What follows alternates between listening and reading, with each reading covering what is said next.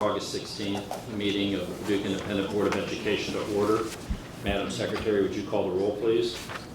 Dr. Cody? Here. Ms. Hancock? Here. Ms. Howard? Here. Dr. Hudson? Here. Dr. Levin? Here. And you want to call the roll for our student board members also? I'll check in. All right, Deja Garland is here, and Sanaya Lasser, our student board members, are here as well. Have we established a quorum? Yes, we have. Is there a motion to approve tonight's agenda? With one amendment item, which is 5.16, and this is item for a attendance waiver application. So moved. Is there a second? I'll second. Are there any questions from the board? Call the roll, please. Dr. Cody? Yes. Ms. Hancock? Yes. Ms. Howard? Yes. Dr. Hudson? Yes. Dr. Levin? Yes. If everyone would please rise, and Dr. Shively, would you lead us in the pledge? I pledge allegiance to the flag of the United States of America and to the republic for which it stands, one nation, under God, indivisible, with liberty and justice for all.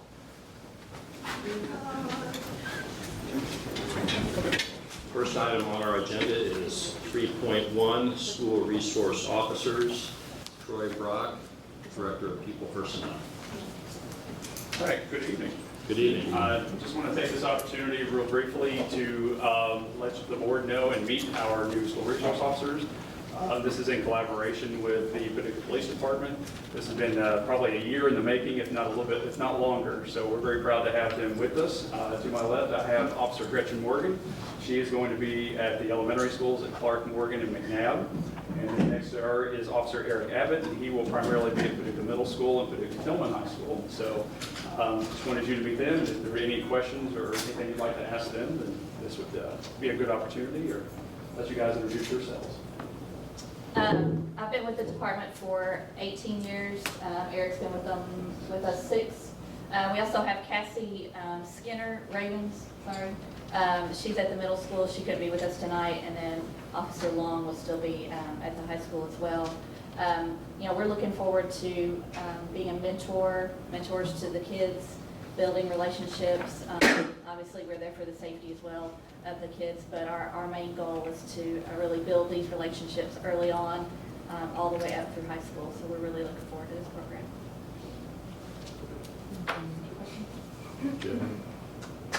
Did you have any? Okay, all right. Well, we're really excited to have you all. We're glad this the year's worth of effort has finally worked out. So, welcome aboard. Thank you.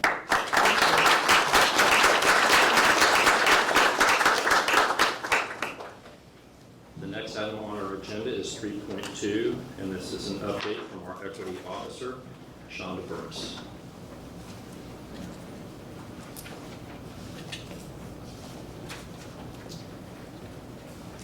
Good evening, board and staff, faculty, and community members. This is just a brief update in terms of the 45 days that I have been with the position of the equity officer. And so I've already had the opportunity to go into each one of the school sites and have conversations with the faculty and the staff relating to this position. And if I could say anything to any of you all here, the primary function of my role as the equity officer is to enhance student achievement. For us to look at our data and for us to disaggregate that data and to do what's best for all students. And so that has been exciting so far. I've gone to all of the schools except for Morgan. I'll be at Morgan tomorrow. And what's really been awesome is the feedback from the teachers and the faculty and the staff for the questions and the communication. Because what we wanted to relay to all of them is that it's okay. We're comfortable with the conversations and the communication, even when that conversation can at times be uncomfortable, especially when we're addressing the data and meeting the needs of all of our students, and also asking the questions about culturally related things that sometimes we may not understand about one another's cultures. And so that's been extremely exciting. I've also had the opportunity to meet and engage with other equity officers or those with that position, whether it's diversity, equity, or inclusion, from McCracken County, from Graves County, Mayfield, and also Davies County. And so we are finding one another. We are meeting, our plan is to meet every other month to engage each other and also to use each other as a resource to see what is happening, what's working, what's not working, as we've agreed to do this work together to make it easier for all of us. And what is happening right now, and I forgot the flyers on my desk, and I'll run back and get those, is that for those of you who aren't aware, we have the racial and equity audit that's being facilitated and conducted by the University of Kentucky. And so we have a few dates for the community focus groups that are coming up. The first one being Tuesday, August 24th at Washington Street, and the 4 subsequent ones are at the Oscar Cross Boys and Girls Club, and then at Paducah Middle, and then the last 2 being here at the Innovation Hub. All of those meetings are on Tuesdays and Thursdays, and they'll be at 6 o'clock. So this is an opportunity for the community's voice to be heard. And again, what those conversations are, we as the employees are not privy to those community focus groups. Those will all be facilitated and governed by the University of Kentucky and their team. And so we're encouraging the community to come out. The only thing that we are asking is that there is on the flyer is a QR code, or either by using the link, just so that if the registration does become too large, then we can adhere to some of the social distancing and if we have to make the adjustment. So we're looking forward to that. There's also a couple of conferences and trainings and workshops that I will be attending in order to do the work and to be better for the students that we serve. But specifically, what we're excited about is that hearing from not only the students, the staff, the community, and the parents at large is that once we get the data back from the audit, then we'll be able to have a definitive strategic plan so that we can be better for the students that we serve. So that's the update in general. Does anyone have any questions? Are there any questions from the board? Yeah, I have a question. Any questions from the board? Has it been a fun first 45 days? It has been an amazing 45 days, and one of the reasons being is that when you can engage others to sit at the table who are willing to have a nucleus of understanding that what we want to do is what's best for students, and to engage them so that they can be better, productive citizens. So it's so far so good. Are you willing to entertain questions from anywhere else? I am. Did you have a question, sir? Yeah, so my question, in regard to the diversity, inclusion, all of these buzzwords that are so catchy in society today, is that going to be adopted within the curriculum at the Paducah School District on any level? Well, diversity and inclusion and equity are not buzzwords that have been adopted by any curriculum. Diversity, equity, and inclusion is what's necessary to allow for student engagement so that we understand across the board in terms of curriculum, in terms of education for our students and specifically the students that we serve. So there aren't buzzwords. When we look at specifically, let's take our own Paducah Tillman or our district. We have 44%. Right now, it's about 44 and 45%. And the main goal, when we talk about diversity and inclusion, is understanding that we have such a wide variety of students and cultures within a culture to be able to engage not only students academically, but socially and emotionally, and also to have them college and career ready. And in order to do that, we want to make sure that we're engaging all students. What does that engagement mean and what does it look like? And also, is it going to be adopted within the curriculum? Well, what it's going to look like and what I would encourage and invite you to do is that a lot of these answers can be better served to you at an SBDM meeting, because that's where, and that is, the SBDM is our school-based decision-making council, and that's primarily where all of the decisions are made, and they are actually open to the public. And so if there are specific questions regarding the curriculums that we have, which is where all of those discussions are held, we definitely invite the public to do something, to attend. Mr. Bryan? Yeah, I have a question. So what you're talking about is critical race theory, correct? Yes. No, excuse me. I don't think that's what she's talking about. I think she's talking about a job that's improving the opportunity for all students in our district. Well, all the terms that are used, Mr. Chairman, are used in critical race theory. Yes. So my question was directed to the person who's supposed to be the chief equity officer. Now, if nobody knows whether this is critical race theory or not, please let us know. We know. You You're using agree. linguistics to play and tiptoe around the fact that it is critical race theory. When these Absolutely. children You need could to change the be terminology. taught to love each other Yes. regardless and not, just because you're one skin color or another, that you're bad. It's not. Let's put the bottom So, line here. wait a second, hold on. I tried to address this last time at the board. I asked, what's the definition of equity of outcome? What are we looking for? Where's the banality? Who's not being treated equitable in this school system after years and years of being taught colorblindness? Who's not being treated fair? Why do we need a chief equity officer to go around that can't even really identify what her job is and can't even define equity and won't answer whether or not it's critical race theory? Well, what I will do is answer the specific question, and I'll go back to your initial question.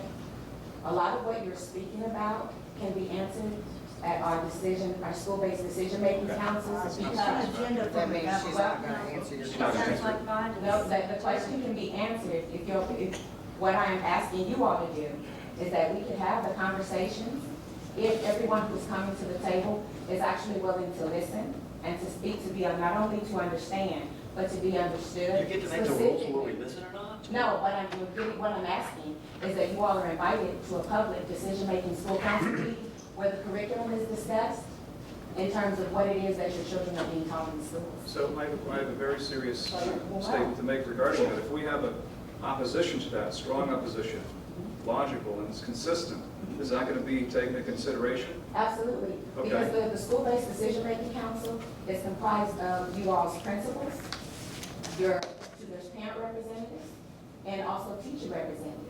So contrary to a lot of beliefs where the board is believed to have made those decisions, the decisions in terms of curriculum, in terms of hiring practices, also for behavior and discipline, is actually made at the site-based policy during those times. So the specific questions that you are asking to be answered can only be answered if you are willing to attend those SBDM meetings to know specifically what curriculums your sons and daughters and your students are going to be intended to be taught within their school system. And so what you're asking, Mr. Bryan, in terms of the critical race theory, SBDM can talk specifically about the curriculum. We're not talking about the national globalism of anything, but what we're fighting ourselves on right now is specifically what are we doing in Paducah public school systems. And for Paducah public school systems, no one has ever asked the question, what is the attention in terms of critical race theory? And when you define the critical race theory and what is being taught, again, my invitation is for you all to attend an SBDM meeting where all of the decisions are made. Not here at a board meeting where the questions are at times and a little bit of demeaning and demonstrative for something that we all can sit at the table when we understand that the nucleus is student achievement. Well, I appreciate the filibuster and I understand what you're doing. No, it's not But because filibuster, it's an answer to your question. May I stall now? You may. Okay, I understand the filibuster. That's the standard thing that always happens at every school board when critical race theory is mentioned. You use garbage words that are pseudo-intellectual and you try to tell these people that they don't know what they're talking about. Guess what? These citizens know what we're talking about. They know what critical race theory is and they know that it's racism and they don't want it in their school. I did not come here tonight to talk about that. I came here to talk about the mask mandate. But since you want to stand up there and tell us somehow that we don't know what we're talking about, I'll be happy to have the debate. But it's critical race theory and it divides children according to race. And we've seen it at Loudoun County. And I read your statement that now you're going to have student ambassadors, just like they did in Loudoun County. And you're not going to tell them what to do, but you're going to coach them. And now we've got these people from UK coming in trying to tell us how to run our school system. That's ridiculous. Critical race theory is wrong. It's critical racism theory. And nobody can explain to me what this equity means or look like. And last time I came in here, I said, what's the banality? 80% of white children graduate. 77% of black children graduate. 94% of Hispanic children graduate. You get $19,000 per student in this system, where other systems get $14,000 per student. I asked last time, where's the equity? Where's the inequity? Where's the venality? Nobody can answer it, and you can't answer it now. Mr. Bryan, I don't think anything that UK is doing, that's our request from them to help us understand how to meet all the needs of our students differently. There was nothing about that audit or that approach that is saying that inequity exists. We asked them for an audit. We asked them for an audit so we better understand how to meet all our kids' needs, regardless of race, regardless of socioeconomic status, regardless of what problems they might have had in their background. There's been no decisions made about anything that has anything to do with curriculum. You've been directed to the site-based council about that. We are understanding how to follow our vision statement better, which is to know every student by name and need, period. That's it.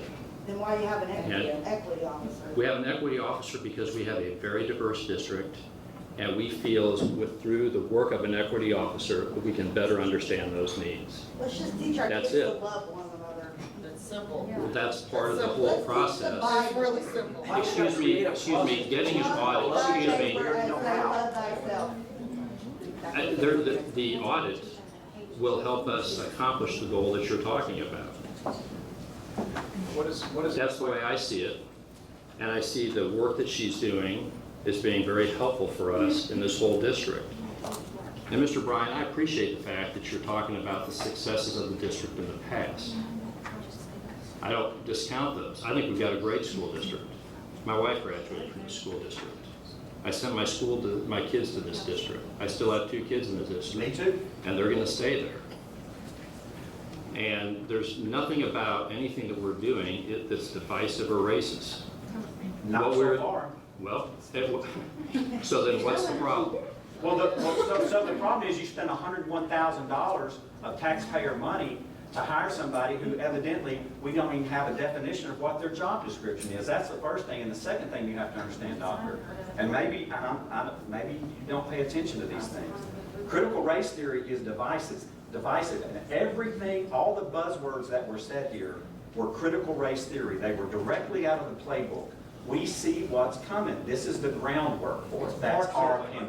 That's our opinion. So it's a historical, it takes a very ahistorical, unrealistic approach to history. And categorically speaking, it does.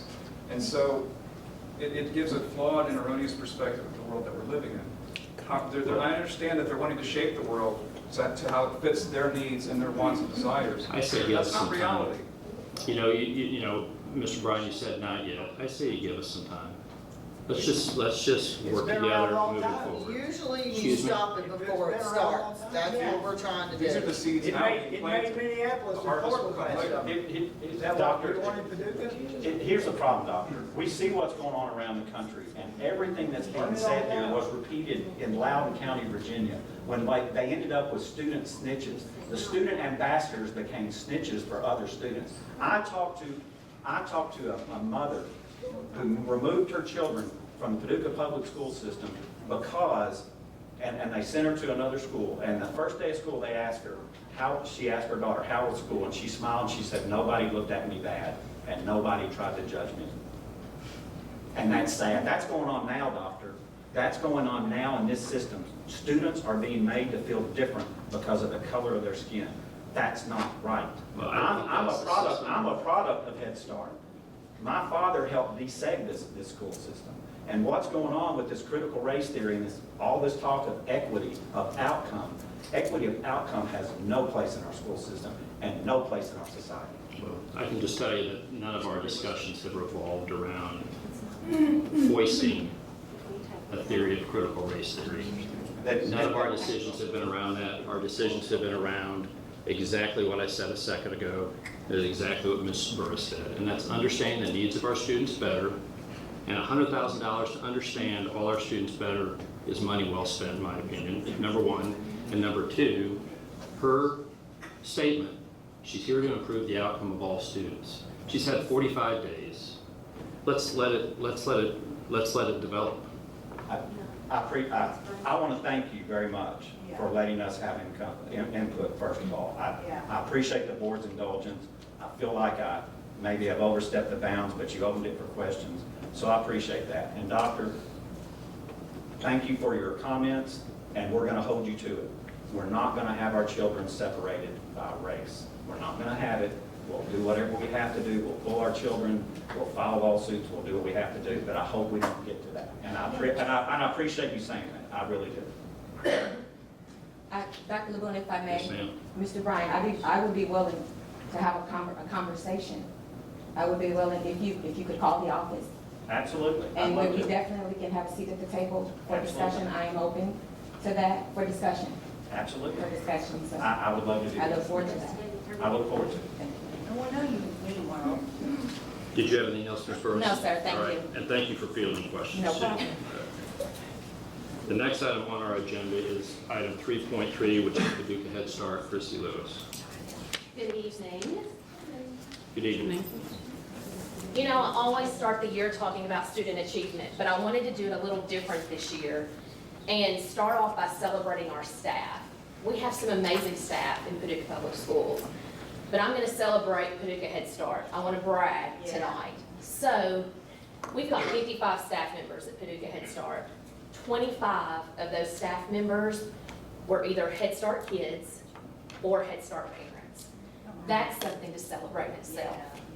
Of those, just this year, we have 5 employees who either started out as a bus monitor, a classroom assistant, and all 5 have had upward mobility in our district to become a different level of an employee. And not that we're in levels, but either going from a classified assistant in a classroom, paraprofessional, to now the classroom teacher. From a Head Start parent to a bus monitor, to an instructional assistant, and now to a family advocate. So I just wanted to take time to celebrate our staff this year, and at the next meeting, we will definitely celebrate our kids. But I wanted to start off this year by doing it a little bit different and taking time to celebrate what's going on here at Paducah Public Schools. So thank you so much. Any questions? I would love to call them by name, but I didn't get that permission tonight, so I better hold them off. All right. Well, thank you, Christy. But one of them's here.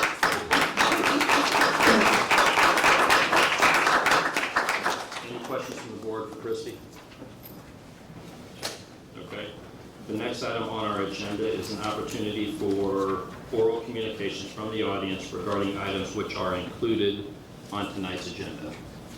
Someone back there has our list. I signed in. Items that are not, I have, if you don't mind, just for the sake of efficacy, we've got some people who have checked that they want to speak. So we'll Okay. start with those and then open the floor up to others at that point. Were these for items on the agenda or not on the Not agenda? on the agenda. Okay. So this is the opportunity for people who want to speak regarding items which are included on tonight's agenda. Okay. Hearing none, we'll open the floor for oral communications from the audience regarding items which are not included on tonight's agenda. And typically, in past board meetings, we've limited any given speaker to 5 minutes. And typically, the board doesn't respond to the speakers, at the time they comment tonight, but we will list everything you say and get back to you at a later time. So if you want to go with the first person on the list. Yeah, we'll call our first speaker, Ann Bidwell. And if when you come down to speak, if you would say your name also, probably just, Wayne, where's the easiest place for them to go so that everybody can hear? Is it the podium? Podium's fine, thank you. Yes, please. Okay, it was a wonder. Is this working for you? My name is Ann Bidwell. I'm a parent at Paducah Public Schools, and I just have a quick comment. Just wanted to thank all of you on the board and all of the staff, the teachers, because I know that it's been a challenging year this past school year, and we're heading into another one. And I just think you guys are doing great. You're putting students first. You're balancing health and safety with education. And I think we all want kids in school, so I just wanted to pass along my gratitude and thank you all for taking good care of my kids. Thank you. Next I have Samantha Collier.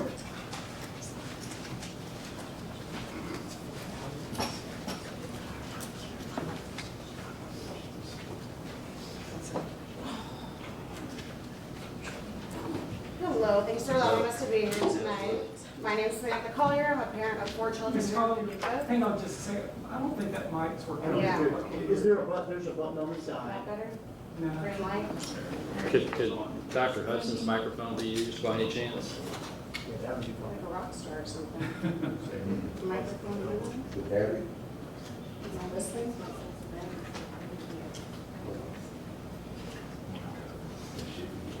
Is that better? There we go. All right.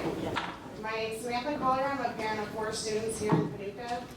We moved our children out here from California to escape the tyranny that is going on out there. And it's pretty disappointing that it's now come out here. Regardless of what is going on and our governor is mandating, as far as I understood, he was not allowed to make mandates that would put a mask on my child for 7 hours a day. That is ridiculous. All right. The House Bill 1. You guys should be able to make a plan, as long as it says that you recommend masks, then they should be allowed to go to school. It should be optional. It shouldn't be a mandate. Okay? As far as all the research I've done, you don't have to tell students that they don't have to wear them. Okay? I understand that it can be recommended, but that should be up to us as a parent. Right? We choose everything that our kids eat, that they wear, where they go, who they're friends with, activities they do. We should be able to choose whether they have a mask on their face 7 hours a day. Especially the little kids. How are you going to say a 2-year-old is expected to wear a mask while they're in preschool? That is insane. Okay, little kids are trying to learn how to talk and learn to make sounds. How can they learn how to make an M sound or an O or an L if they can't see their teacher's face? All right, you can go out to eat, you can go sit down next to somebody and take off your mask, but my kids have to go wear a mask next to their friends at school. And in these buses, it is hot. It's over 100-degree heat index. You want them to wear a mask in a bus with no air conditioning? I get it's not you guys necessarily, but we need to stand up. Somebody has to stand up and do something. And I've been reading, oh, well, we can be arrested. Really? Come on. And if you're not willing to stand up for our kids, then you should probably step down and let somebody else who is willing to, because this is getting out of control. Okay, we moved across the country hoping we would find some freedom. And it's not seeming like anybody out here is willing to stand up for the kids and do it. We say, oh, our kids are, the priority. Well, let's let their parents make those decisions for them. And that's all I get.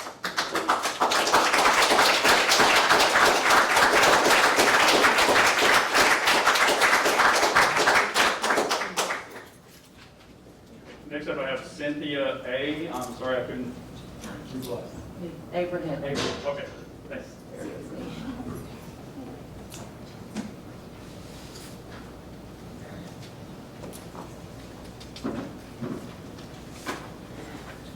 Thank you all very much for giving me an opportunity to speak.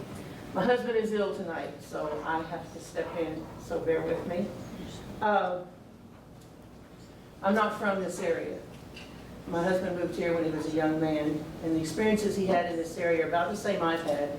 We've had positive and negative experiences with people all over the community, from the darkest dark to the lightest light. But the good has far outweighed the bad. There's a lot of things going on in our world right now. First, I say, Baruch Atah Yahweh. Anybody who knows that, they know what I mean by that, just stating my faith. We only can control what is in our hands. And we've got so much going on within our school system. I was pleased as punch to see Mr. Ross. Oh my gosh, I've known him since he was a little boy. And we've seen him go through many trials in the city. So many people, it's fantastic. So Richard sent a pre-letter to each of you to explain what he's bringing to you. Yes, there are changes that have been made that are tremendous in the United States. But there's a lot that still could be done. My household is kind of like the nation writ small, believe me. We've got all kinds of things we deal with. But our daughters have learned what their father taught them, which was personal responsibility. My husband is a very good fan of 2 writers, Booker T. Washington and George Washington Carver. And these were 2 men who came directly out of slavery and overcame so much to achieve what they needed to achieve. He has gotten a book for each of you all, which I've learned from listening to the equity officer tonight, that you guys don't necessarily decide everything that's done in the curriculum, but you can influence it. And we think very strongly that this book that he has brought for you guys tonight, which I will hand in just a moment, be a required reading for all freshmen and discussion, because it offers different alternatives to the things that are going on in the world today. Paducah is different than any other town I've been in because we try to work out our problems. We're not perfect, but we try to work it out. And one thing Richard wanted me to mention before I hand this out, and thank you for giving me the time to speak, are two excerpts, one from Mr. Washington's book and one from Mr. Carter's book. Booker T. Washington, he says, quote, "More than once I have tried to picture myself in the position of a boy or a man with an honored and distinguished ancestry, which I could trace back through a period of hundreds of years, and who had not only inherited a name, but fortune and a proud family homestead. And yet I have sometimes had the feeling that if I had inherited these and had been a member of a more popular race, I should have been inclined to yield to the temptation of depending upon my ancestry and my color to do that for me which I should do for myself. Years ago I resolved that because I had no ancestry myself, I would leave a record of which my children would be proud and which might encourage them to still higher effort." That is his philosophy. He focused more on the education. And then we have George Washington Carver, who focused more on the dirty jobs, if you will. "Fear of something is at the root of hate for others, and hate within will eventually destroy the hater. Keep your thoughts free from hate, and you will have no need to fear from those who hate you." Thank you very much, and may I approach to give the books out. Sure, Thank you. yeah, thank you.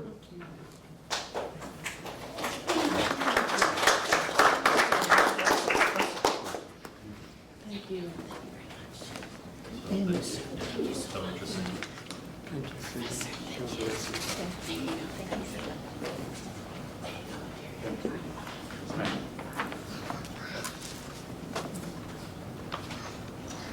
And finally, those who have requested to speak, Mr. Russ Hobbs.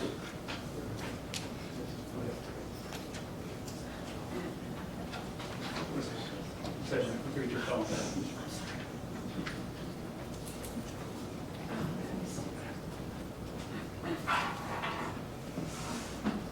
Good evening. Appreciate the opportunity to be here and to speak. Don't have anything really what I call gigantic, but other than I'm a little concerned with the way that the governor is mandating all these forced masks and forced injections of shots. And it seems like that if you don't want it, then that's too bad. You just, the majority doesn't rule anymore.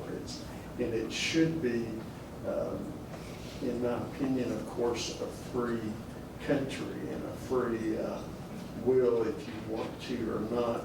If the parents want their children to ride on the school buses without masks, then that's what they should be able to do. And I know it's danger maybe for them, but it's still supposed to be a democracy or a republic. So I would just ask that let's try distancing, try, something else that may be working somewhere else, because we don't want parents wanting to pull their students out of schools. This is a wonderful school area, and so we've got wonderful people on staff, and we just need to keep that going forward.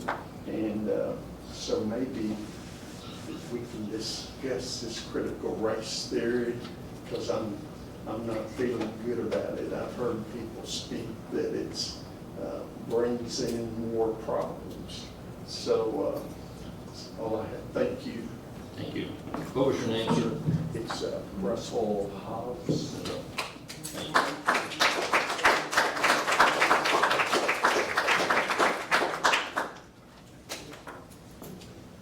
Is there anybody else's name on the list?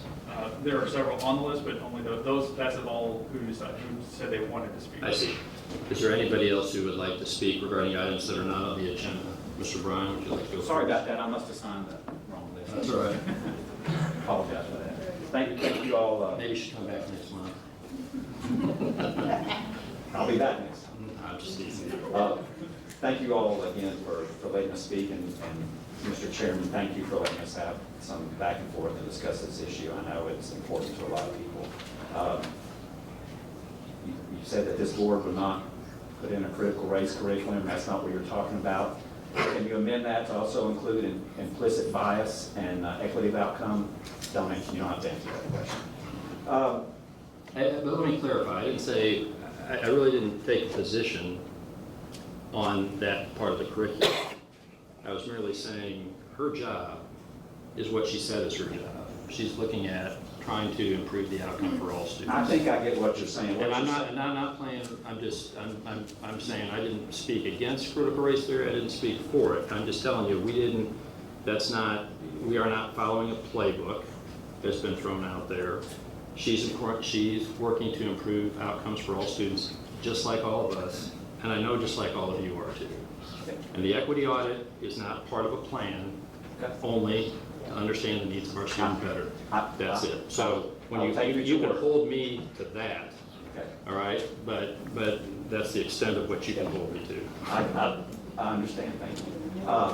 And for those, first of all, I meant to thank all the parents and everybody that bothered to come out today. Thank you all very much. We've got a lot of students here, and I think it's important for them to participate in this.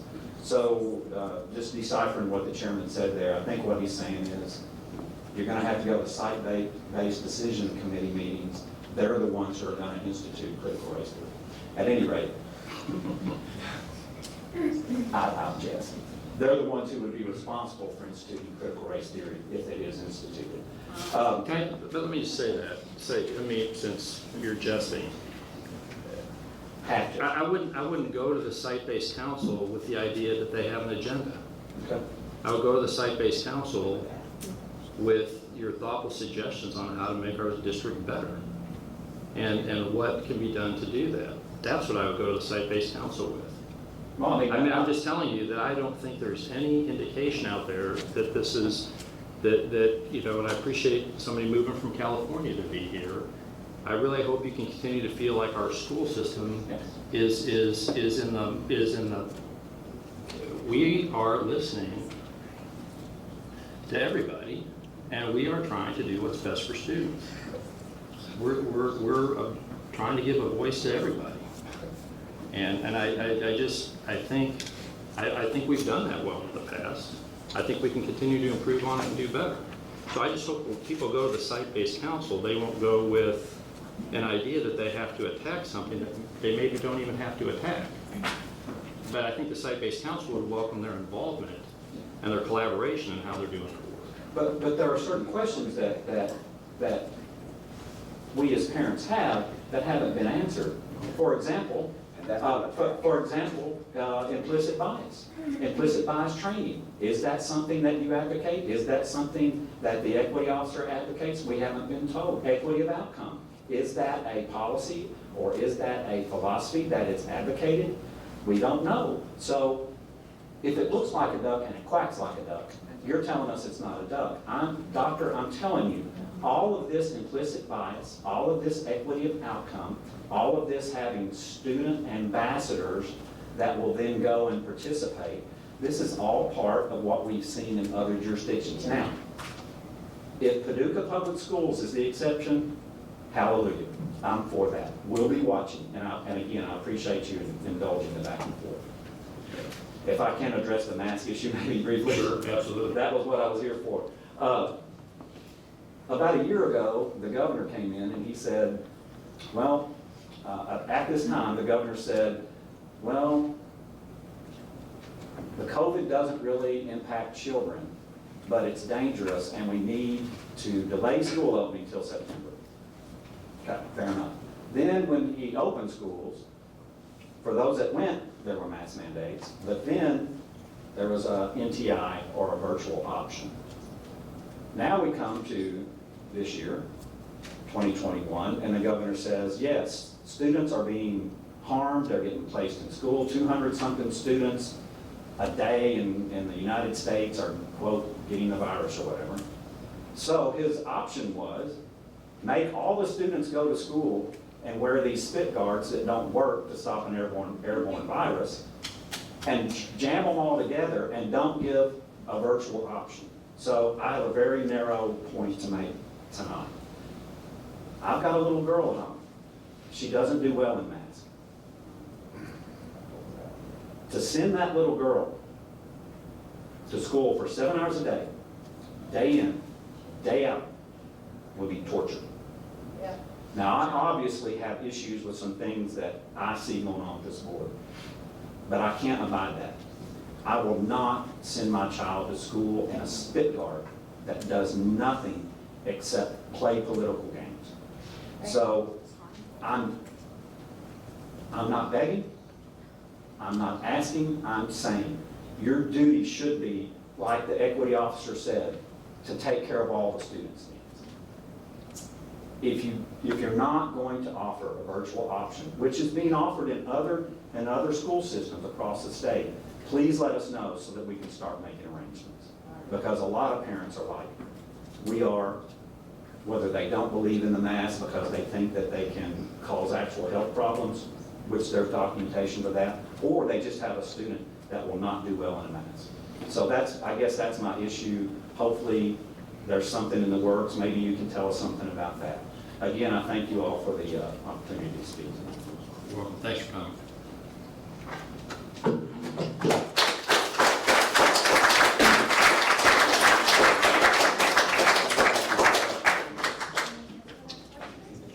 Come on up. Yep. Thanks.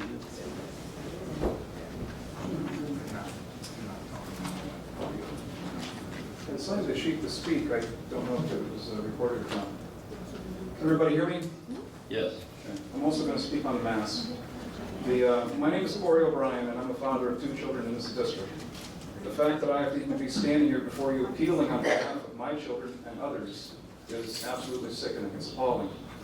But here I am standing fighting for truth, reason, and liberty. The data, I can give you copious amounts of data, but I'm not going to bore you with that. You can find it online. I know there's experts here, experts there. I choose to believe the experts that are saying that this children, 0% have died in the state of Kentucky. The infection rate and the mortality rate are infinitesimally so small as to be laughable and absurd that you guys are still imposing this, whether it's at this level or whether it's with in Frankfurt or the Department of Education, which they have no constitutional authority to do such a thing. Nevertheless, the rates within children, 0 to 18, is small by comparison to the broader population. How dare you? Shame on all of you. It's unconscionable for you guys to be doing this. The rates of what, infection or Rates of mortality and rates of infection, both. Well, I argue the rates of infection. The rates of infection are substantial in all age groups. Okay? I will not argue the rates of mortality. The rates of infection that I've seen in all the peer-reviewed studies by physicians, by clinicians, the rates of infection with children compared to the broader population as a proportion, it's so disproportional, it's laughable. And you're going to impose this upon children when the mortality I'm ready rate... to throw you off, so I just want to make sure I understood which rates you were talking about. Okay, so there's the twin rates to deal with. But I'm saying that neither one is cause for alarm. Neither one is cause for hysteria, yet here we are. And so whatever studies the state or local leaders, such as yourselves and this board, are looking at to determine the course of action, it's simply flawed. I believe it is. This is to say nothing about how continual mask wearing, prolonged mask wearing, has adverse effects on children, on child's health, both physically, emotionally, and developmentally. Just like one of the parents had mentioned earlier, a child needs to see a person's face. There has to be interaction. There is not this, the human aspect is being so diminished in children, especially from, say, pre-K through, in the grammar school, K through 5. Nevertheless, the 2 issues I just mentioned, the low virus numbers for children and the mask wearing has serious health, as I said, consequences with prolonged use. You should all avail yourselves of those studies if you haven't already. So would a reasonable person conclude that because such COVID risk to children being so low, it's so minute, that we should have these onerous restrictions again for children? A reasonable person would conclude, no. This is unfounded, it's baseless, it's unwarranted, and it needs to stop. I cry foul on what this board is doing, on what the state is doing. But why children? Because in the broader community, I don't see the mask mandate. Maybe at a few places, government building, federal building, county, but why only children? What is afoot? What's going on? Why only children? I want an answer to that. Because there are people here who aren't wearing masks. About half this population in this room are not wearing masks. So what is this? Is this a program?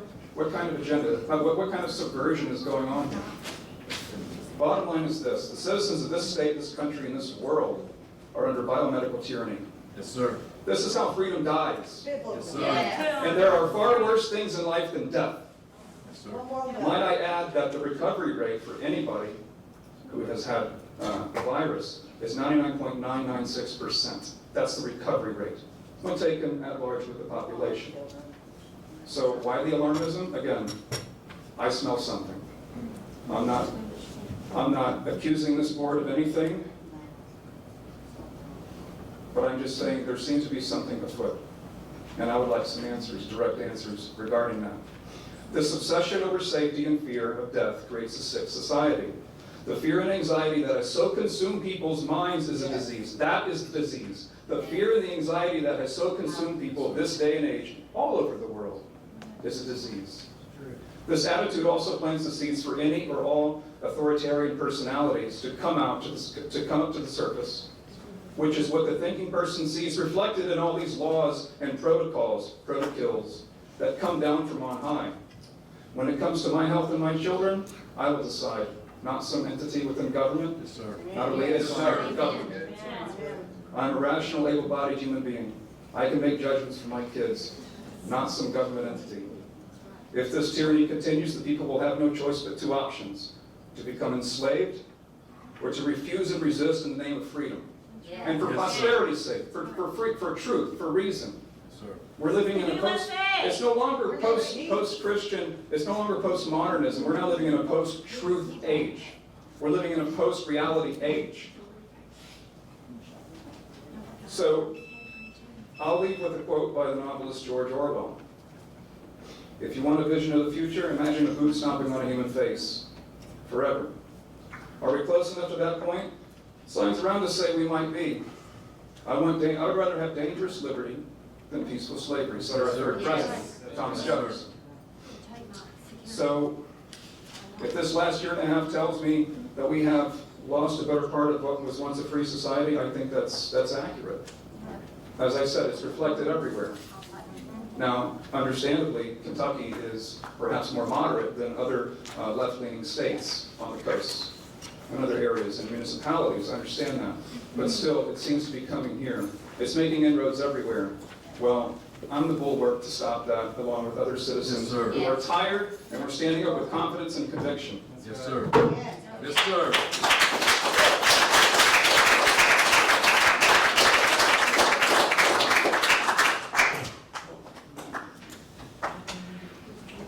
My name is Shane Haley. I got 3 students in the Paducah school system. Tonight, I'm here to offer you an opportunity. I'm offering you guys to be leaders, to be advocates for our children, which is the classification of your job. That's what we're offering you as parents.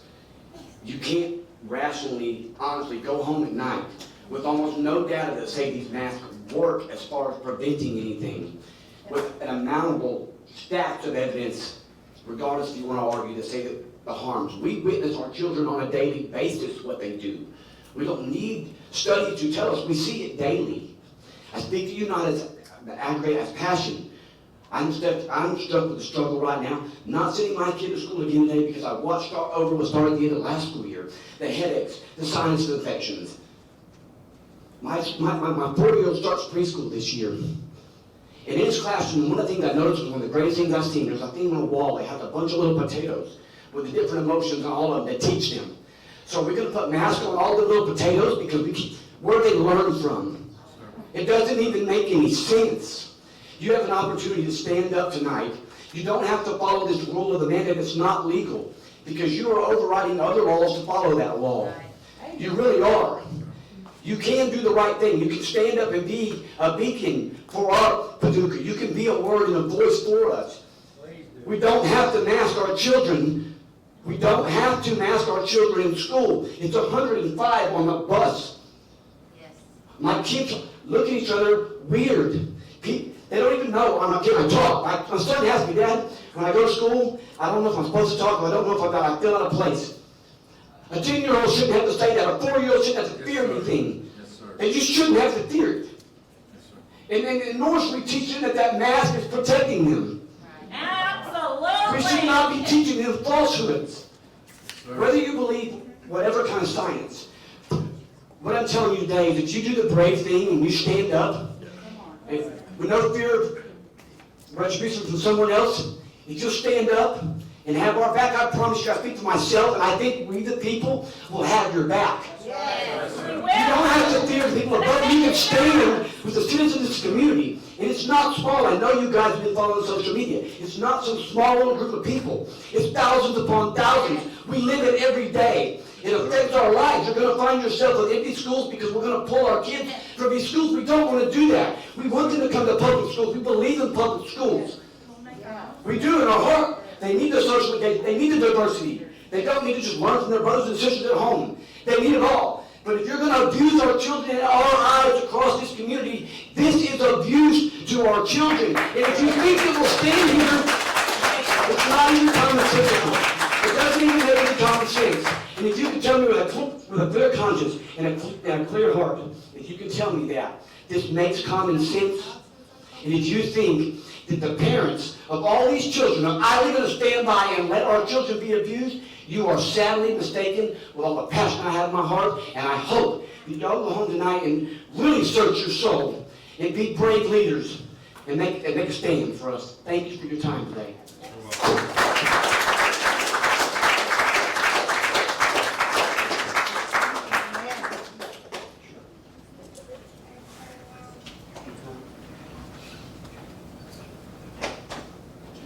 Can you hear me? Yes. Hi, my name is Tracy Lennox. I am an alum of Paducah City Schools. I'm a parent of a child in Paducah City Schools. I just want to say that every parent doesn't feel like the previous parents that have gotten up here and spoken against the mask mandate. Last year, people complained that schools weren't open. So now schools are open. And they're asking you to follow a safety protocol, and you can't make all the people happy all the time. I thank you personally for calling on the mask mandate. I have a 5-year-old niece in Tennessee, started school 2 weeks ago, has not complained about wearing a mask at all because she just knows that that's what she's supposed to do. Children are not necessarily scared, the parents are. I'm not brainwashed. I don't mean it. Please give her the opportunity to speak. Everybody else has had an opportunity to speak. I thank you for the mask mandate. It's an airborne virus that's highly contagious. Whether the masks work or not, it shows that we are making an effort to at least calm it down some. I appreciate it. I just want you all, I've always been one to flip the coin and try to see more sides, multiple sides of every situation. And I appreciate the board for following the orders of the mandate. So all parents don't feel that way, that masks are not necessary. I do feel like it's necessary. Maybe online schooling should be an option for those who don't want to follow the mandate. Maybe, either send your kid to school to follow the rules, or have them stay at home. This is my opinion, but thank you, board. And be for sure follow the rules. Thank you.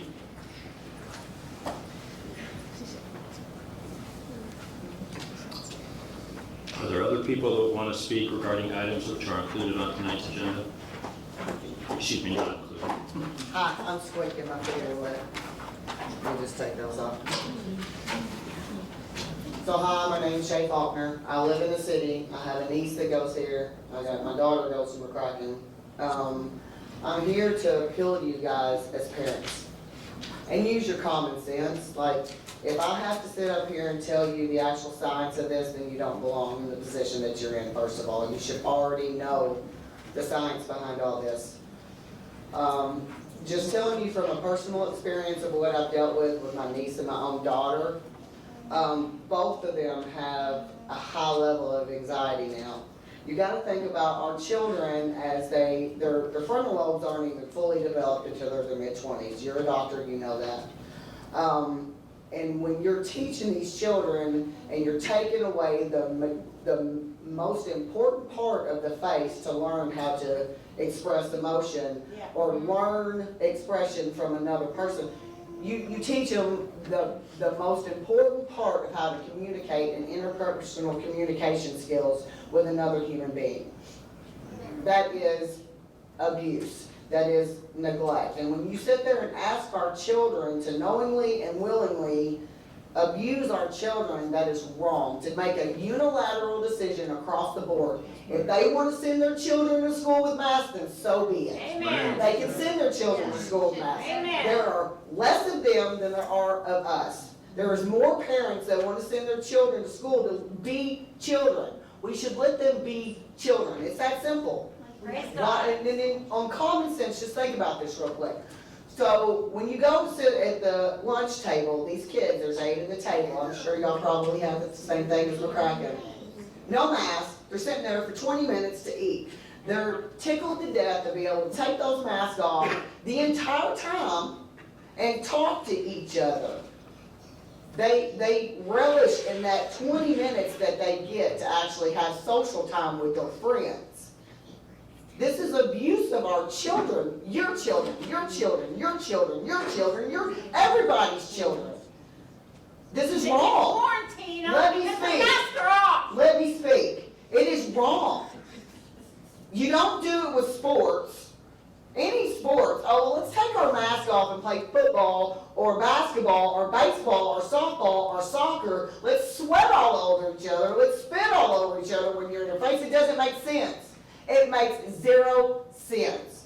Anything that's pushed by the government is not what's in the best interest of anybody.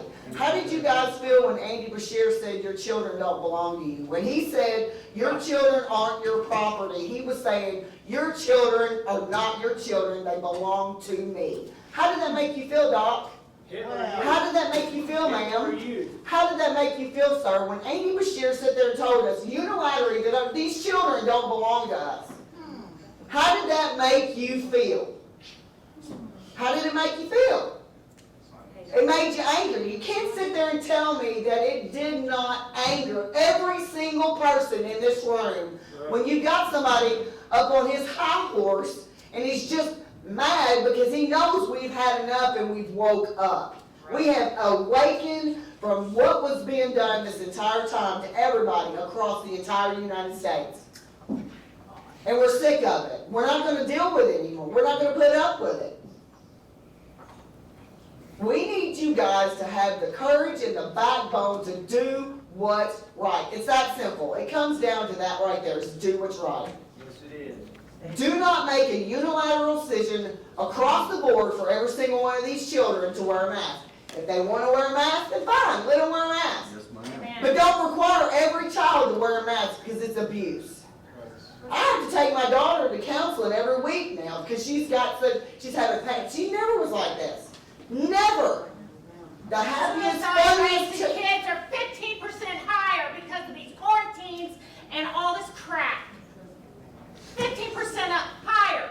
Suicide rates. Did you have other things to say, ma'am? I did. So you have 5 minutes. I don't know where you're at in your time, but. Well, I was just going to tell you, she's funny. The funniest kid that you could possibly imagine. My niece, she's having to go to counseling now. And they're both the kind of children that are, they're very, what's the word? I'm a little passionate right now, so the word is eluding me. But they're non-confrontational. They're just like, they don't want to cause problems, so they're just like, okay, Mom, like, even my daughter, she's like, Mom, just please. Mom, just please. Because she knows I'm very vocal. I don't allow mistreatment of anybody. I don't care if you're black, white, yellow, purple, pink. God created us in His image, and we should treat everybody the same. Everybody. And I'm going to say it one more time. To require a unilateral decision across the board for all these children to wear masks is abuse. You're abusing our children. You're abusing your children, your grandchildren, all of our children. And it's wrong. You need to have a backbone and be courageous. Be the one, and all it does is it takes one person to do the right thing. One person to do the right thing. That's it. We One got you person. if you help us. We Thank got your back. Thank you. Is there anybody else that wants to speak?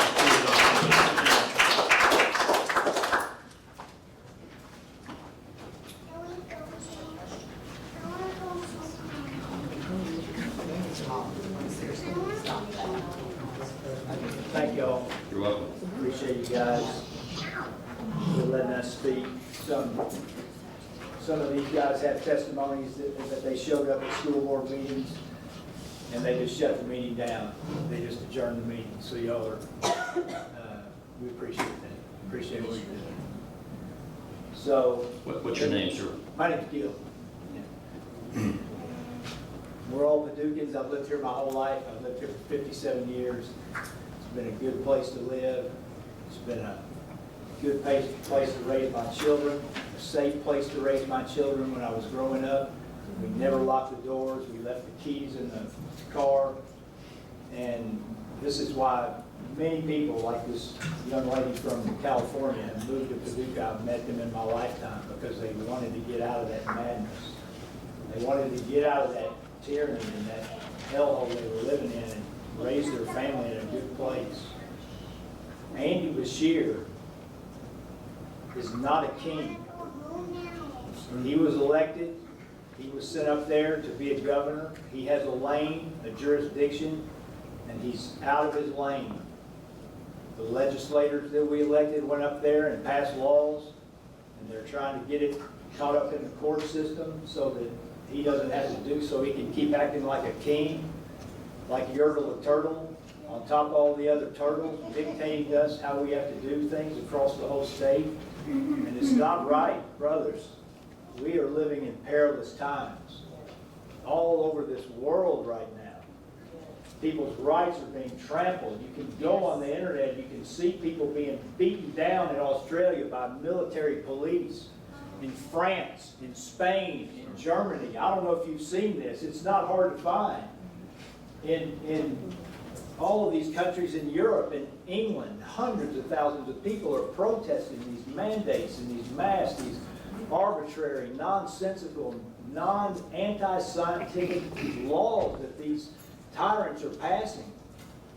We have a small window here to be brave for ourselves, for our children, for our grandchildren, for the precious liberties that we have because people fought, bled, and died for them. It's our turn, brothers. We haven't had a big war in our lifetime, most of us here. Our grandfathers fought a war and laid down their lives on that beach over there so we could be here and exercise our free speech and exercise our freedom of religion and stand up for what's right and petition our government and all those liberties, every single one of those basic human liberties, those unalienable rights. Sir. Those God-given, not Andy Bashir given. Yes, sir. Not Washington, D.C. given Yes, rights. sir. Our unalienable rights that were given to us by our Creator are being snatched from us as we sleep. These are perilous times, ladies and gentlemen.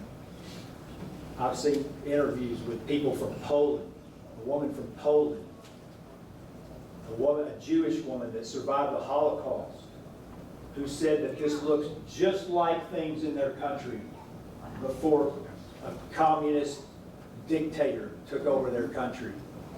That may sound like extreme. That may sound like a conspiracy theory to you. But how do you think these things happen? You think they come in on a spaceship just out of nowhere? They happen just like this. Read your history. Teach history to your kids. And they will know tyranny when they see it. They will understand the difference between freedom and slavery. And Alexander Solzhenitsyn suffered for 10 years in a Russian concentration camp and came to America, and nobody hardly would listen to him. He said there were 2 reasons that the Russians lived under the dehumanization of a communist government. First of all, they forgot God. Secondly, they simply complied to the tyrannical and unlawful and arbitrary edicts of their self-appointed tyrants. He wrote a letter, an open letter to the Russian people in 1974 called "Live Not by Lies." And I quote him. He said, "For a meager ration of food, we were willing to abandon all our principles, give up our souls, and all the efforts of our predecessors and opportunities of our descendants. But just don't disturb our fragile existence. Just leave us alone. Just let us live our lives, and you can take whatever you want from us." Tonight, I face, and you face, we all face these same 2 decisions that men in the past have faced. We have these choices before us. We can play the coward, like Solzhenitsyn said, and naively go along with the lies, propaganda, lockdowns, arbitrary rules, anti-science, and the shredding of our precious God-given rights. Or, as he encourages us to do, we can shrug off that fear, rise above the lies, and become an honest man, worthy of the respect of our children and those who come after us. I appeal to you tonight, brothers. I'm not against you. I don't think you are the enemy. I think there's people out there that are the enemy. We have an enemy. We are in a war right now. But I appeal to you tonight. I call to your heart, to the image of God in you, to the conscience in you, to your sense of pride as a free American, to your sense of honor and gratitude for the fathers who laid down their life on those beaches for your precious liberties and for your children's and your grandchildren's. Do not let these men like Andy Bashir, drunk with power, fondle and defile and deface our children. It's sick, it's wrong, and it's abusive what we are doing to our children. Our Savior said it this way: we would be better to have a millstone hung around our neck and be thrown into the sea than to mess with one of his children. I appeal to you, ladies, gentlemen, who are serving our community tonight. Look into your heart and find the courage to stand up to these little pharaohs and their unlawful edicts. We, the people, will stand with you. Stand up and tell them, let our children go! Let our children go! I exhort you to do that. I beg you to do that, ladies and gentlemen.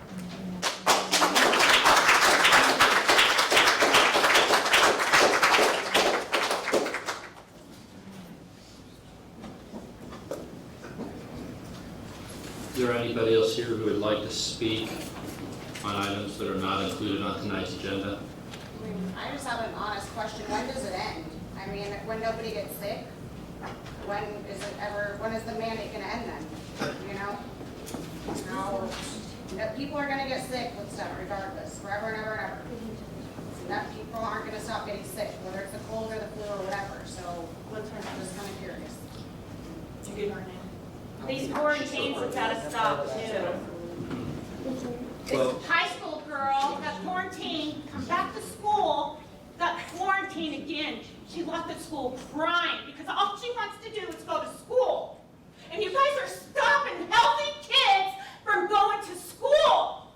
Healthy kids want to go to school. These quarantines have got to stop. This virtual has got to stop because my kid gained 20 pounds because she was in her room, depressed and didn't have any friends. Did you want to speak tonight on items that are not on the agenda? You can come forward, state your name, and you can tell us what you'd like to say. Run. Okay, are you sure? What I gotta say. Okay. I don't know when it's going to end. I don't know. I can't control the pandemic. I will tell you let me just speak for a second here. Let's forget Governor Beshear, let's forget mandates. Let me just speak a little bit from personal experience. I'm a physician, I'm an infectious disease physician. I've been involved in this pandemic at an intimate level from day one. I've watched nurses in the hospitals from day one. We went from having a shortage of personal protective equipment early on to then having enough personal protective equipment. I watch the nurses take care of folks every day in the ICU. They put on a gown, they put on gloves, they put on a mask, they put on a headgear, they go in a room. Excuse me? Are we doing that to our kids? Thanks, please. They go into a room, they come out, the patients have a problem, they don it, they go back in. You talk about mask fatigue, you talk about personal protective equipment fatigue, they have it. You know, I empathize with them. I know, I see what's going on with them. Are masks perfect? Is there science to say a mask will prevent acquisition of all infections? No. Is there science to say that a mask will prevent transmission of all infections? No. But can you guys tell me that it won't prevent one? Can you tell me that it won't prevent five? Excuse me? I've been listening very carefully here. And I appreciate what you guys have to say. And I think what you guys have to say is that covering up people's faces impairs their learning. I think you're saying covering their faces hurts their social interactions at school. I think you're talking about them being uncomfortable. I think you're talking about it being unpleasant. I think you're talking about learning loss. I get it. This board gets it. The teachers get it. Your superintendent gets it. Yeah. But there's also, I'm telling you, there are people middle-aged dying in Paducah hospitals right now. I'm seeing it every day. They're 50, they're 40, they're 30. I talked to a pediatrician this morning who has a number of positive cases. Are those kids likely to have bad outcomes? No. But are we in the midst of a problem here with a fairly contagious virus that's spreading in this community? Yes, we are. And can masking and can social distancing mitigate to some degree the impact of that? Yes, it can. Now, is it gonna, we have to, and I will tell you all that I've had a number of emails to the board. I've had a number of phone calls. There are people, as one of the other speakers said, who are very much wanting their kids in school and wanting us to maintain the masks. There is no way, excuse me, there is no way with any decision we make that we're going to be able to please everybody. I wish that you all could look at masking not as a stand against government, but just does it have a role to mitigate this pandemic to some degree in our schools, in our community? And in my opinion, it does. And I'm a physician, and I've seen it, I've been a part of it, and I've been going in those rooms, and I've been watching people care for these people We're gonna pull our for a year kids. and a half. Well, you know, that's unfortunate, but I can't, you know, I think our board is gonna look at virtual options, you know, if So we they can. commit suicide, and gain weight, and sit in the rooms in the dark with a computer. Ma'am, there's a lot of people on the other side of the fence that want the protection of the kids being masked in school also. I'm just telling you all. Here's a situation where we're not talking about just risk to yourself. If I go into an environment with COVID, I can decrease my capability of spreading to others simply by wearing a face covering. Is it perfect? No. Masks work 1%.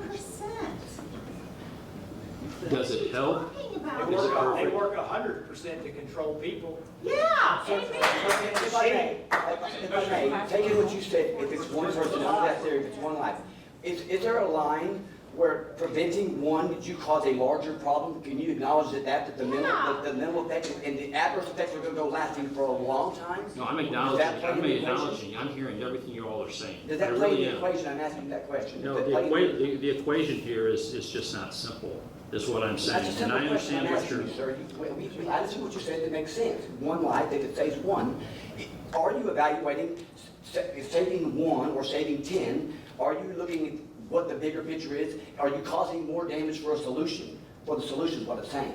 I am saying we're doing our best to balance exactly what you're talking about. across all aspects of what we're trying to manage. Would you You know, agree? we have teachers that have, I mean, there's a lot of different variables in that, and we are trying to balance everything that you're talking about. Then bring back virtual schools, so we have another option. So the Well, current that'll be another Because discussion. you're not balancing. There's difficulties with that, but we are gonna talk about that. So the Can I current, make one question? Tag on one question? Yeah. Why not? And I'm serious, I'm not really trying to be smart. If we're concerned about equity, which we seem to be, since last year, people had to wear masks at school, and the people that didn't want to have to wear masks got to go home. Why not this year, for equity's sake, let the people who don't want to wear a mask and go to school, and let the people that are afraid stay at home under their bed or whatever? And let them virtual. See what they want. Would somebody please answer me why in the name of equity and diversity and equality, we wouldn't do that? Why would we not do that? It makes sense to me, but Well, I'm kind of old-fashioned like that. well, I think we're all old-fashioned, to be honest with you. And I That's a think good we're question, all, though. Dr. Shiver, I can let you maybe address some of that a little bit, but about the challenges of, you know, last year, I don't think anybody felt as if the virtual option was as good as having kids face-to-face in school. And so we, With the mask on, how are they face to face? you know, we. Does that not seem like equality to you? Will you Does that attempt to not answer seem that fair? question? Can you attempt to answer that question? It was a legitimate question. Would that not be fair in a simple mind? In a simple world that we grew up in? And watch. we're supposed to sanitize everything in the world, and, you know, every infectious disease from however minuscule to however flagrant, we're supposed to just live in a box, in a bubble forever, in perpetuity. When does it end? Well, It I'm never not, ends. I'm not sure what question I'm answering at this point. His question right here about The- equity. the- About equity. I do think there will be an endpoint. I do think there will be an endpoint. I think the vaccine has been a huge tool that's been underutilized. I think as we get farther along in the game, there will be more people with immunity. I do think this will calm down. I think we have, you know, we're talking about trying to do what we can do in the short Hard to run answer that question. to balance all Not of fair. these issues, It's so. difficult to answer. Yeah. Just a second, and off of that, the amendment to the agenda and the consent agenda is a attendance waiver for virtual instructional opportunities. What that looks like right now, I'm not gonna sit here and commit to, because there's a lot of things that we need to talk through. I 100% personally believe, and will take a stand, that in-person learning is the best thing for our children. I have 3 in the school district, so I see this as a superintendent and as a community member and as a parent. And so I think we can all find common ground there. Where we're not finding common ground, I think, is what that looks like versus, and that's okay, I'm not going to debate that with you. But my focus is about how do we present the excellence of our education and school system to every child that we possibly can. And so when we start looking at what a virtual option would look like with in-person, I think there's numerous reasons. Nicholas Holland, our board attorney, would be a bit better to explain those to you all, potentially from the legality standpoint, that this board is in. I think I think the Kentucky Board of Education is a decision made by them. And again, we can talk through this, but I'm not talking about a governor. I'm talking about the Kentucky Board of Education. I'll debate this with you later, let's not debate it now. Has the authority to set the common schools in the state of Kentucky. Please, sir, I've been quiet this entire time. I've shown respect. Thank you, I appreciate that. With that, there's an oath this board has taken to execute the laws of the land. I know those things can be challenged. That can change tonight, they can change tomorrow, I understand that. But I think that's the position we're in. I think as certified educators, we're in a position to where we have to protect the health and safety of children and follow the laws of the land. Now, we can argue whether you like it or not, if fair night should happen or not, but I know that language is there. It's in the professional code of ethics. It's in our duties policy, which is to run the law. It's in our disrupting the educational environment. So I think that aspect is very focused on what we need to do given where we're at the moment for children. I think we all want children here. I think the best opportunity we have is to continue to have children here, given the guidelines that were set forth through the quarantine that's been brought up, through the other pieces that you've all discussed, is to have a mask on. But very specifically, the option of the virtual that Dr. Boone asked me to talk about, the virtual option we could present with the vast majority of children here, and I believe that's what happened. We are completely strained to have that happen 5 days a week, but still teach virtual options with our teachers, which I guarantee you, I wholeheartedly believe is what's best for children that are virtual. Because we're gonna have 20 plus kids in classes, and some at home, and I don't believe, that programs you put a child on it as good as the teachers at all 3 elementary schools, or middle school, or high school. That's the best educational opportunity. But we're gonna have to, as we look at this, there is, how do you present kindergarten? All right, you have one virtual kindergarten teacher. You have a first grade teacher for all the kids across the 3 elementary schools. Then you go to second, then you go to third. When you get to 4th, 5th, 6th, 7th, and 8th, I think you need 4 content teachers, one for math, one for science, one for social studies, one for English, to be able to deliver those at each grade level. Then when you get to high school, you need those same 4 core, except we get very specialized to the high school. And so you get into the different pathways. Just take this building. We've got entrepreneurship, we've got virtual reality, we've got IT, we've got networking, we've got arts and humanities, our art class, pottery, those type of things. So you get into a lot of additional people to teach the vast majority of kids here and a virtual option. However, we're going to study that. I anticipate, because it's on the consent agenda, our board will approve that, about what's the best virtual option if you want to stay at home. Some people have some fear. And some families don't want to wear a mask, we recognize that, and some might have some type of religious thought process that makes them not want to do that. I understand and respect each one of those, but as we look at that, I don't see how that option presents as great an opportunity to our children that are showing up in these classes each and every day. So as we talk through that, we also are dealing with last year. And so we had a vast majority of students, I say large, vast, but a large majority. We started out with 60% of our students here that were coming every other day. We know that we had to shut down in November due to where we were in the community by the health department. When we came back slow, 4 days a week, or AB block again, so blue tornado groups, and then we went to 4 days a week with a day of virtual to focus on the virtual kids, because we had about 30% of our students that stayed virtual. And so presenting 5 days of instruction and also asking employees to do a virtual option, I don't think is going to work. But we're going to look at how we best can do that and meet the needs of our children. It's not going to be perfect at school there. I think our focus is at our children that are here with us. Not that we're not focused on our children that aren't, but it's going to be a balancing act as we look at those opportunities and how to do that. And so I don't have the plan to say here's what we would do, but here are the pieces that we're thinking through tonight, tomorrow, as we get into Wednesday, might be as early as next week. And with children wanting to stay at home, I will tell you, I would like to see that they were successful at home last year. And so I would want to look at that and say, can you handle learning at home? And I'm not debating this. This is my thought process.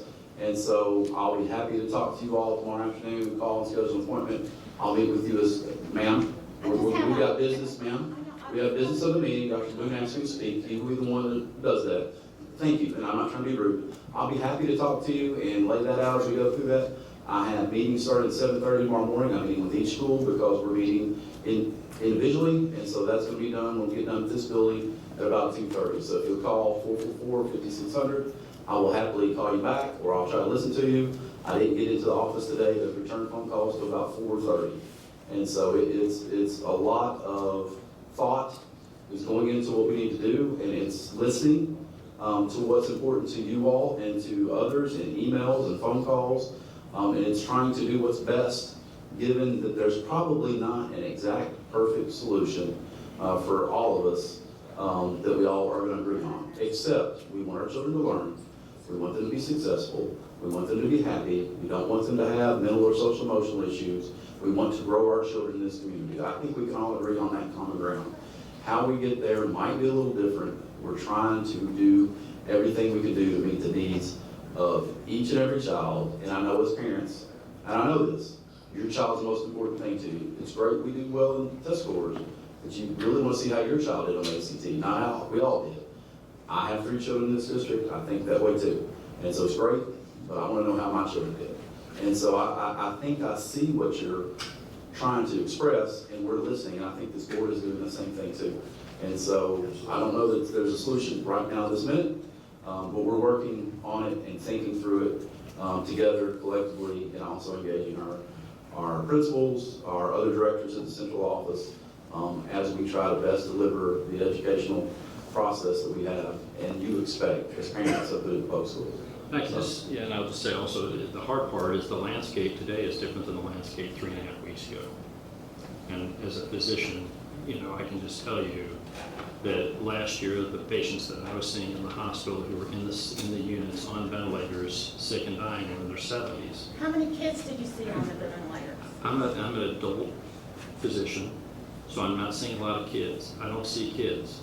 You know the So you numbers. mandate the mask. Come on. But what about like I have a question.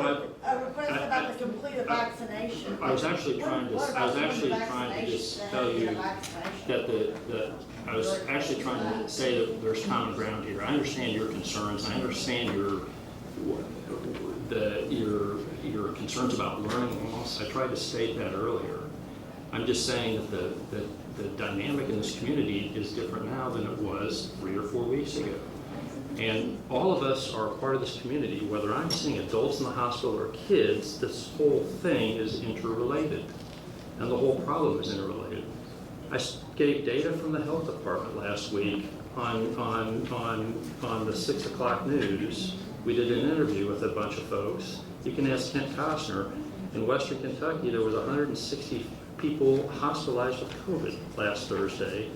A month ago, there was something in the range of 30 or 35. So my only point is, we are in a different position now in terms of trying to problem solve for school than we were a month ago. And we're going to do our best to balance all these things on an ongoing basis. I don't think there's, I know I'm not going to satisfy all of you tonight because but I work in a we're hospital, and I'm listening. not seeing what you're seeing, so, just saying. Thank you for saying that. Just saying.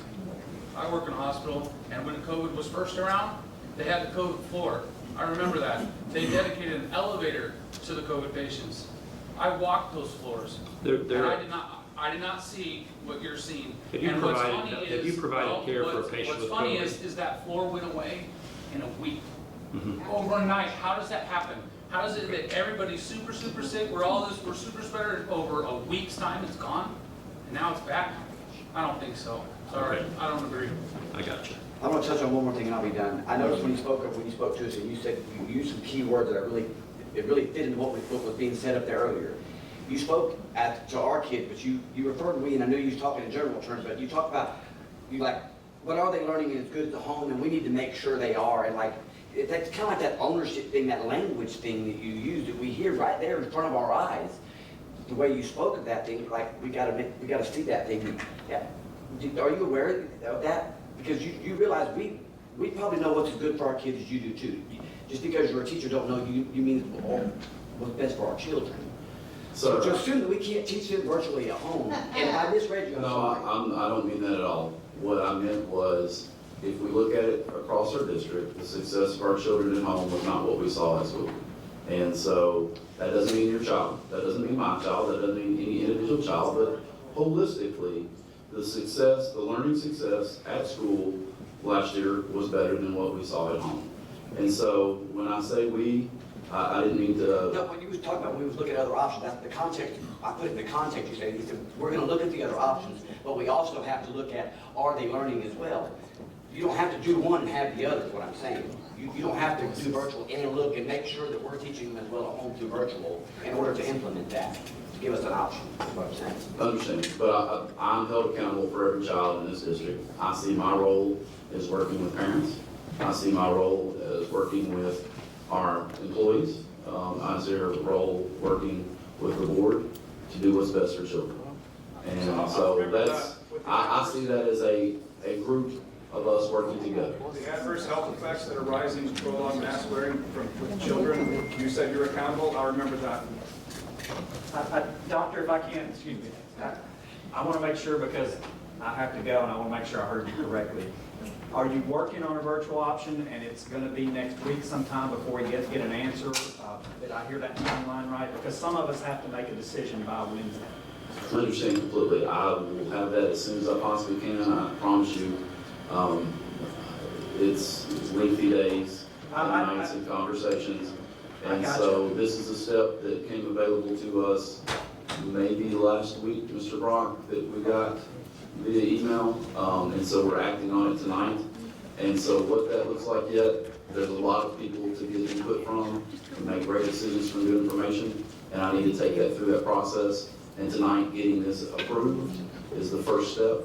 And so, and happy to talk with all of you individually going forward, because I want what's best for your child just like you do. I think we've got common ground. I don't know that that will happen, tomorrow morning, but I think we can get to. I just want to try to get the timeline. I have to go home and report to my boss, and she was going to want to know about the timeline. I understand. Thank you, sir. Can we just do 4 days a week and have one day, like Friday, virtual for the kids that? I didn't commit to that, ma'am. That's. I also want to That's add the this. question. Is that an option? Something to think about? Like, I wouldn't put my kid in 4 days with no mask and let the mask wearers do what they want. Still have one day for the teachers to take care of them. We'll look at every option and make what best decision. Dr. Okoji would like to make a comment. May I? Two speakers tonight said something about the buses are too hot. I want to make a correction that all our buses are air conditioned. Our bus driver left to go to a different area because ours weren't air conditioned.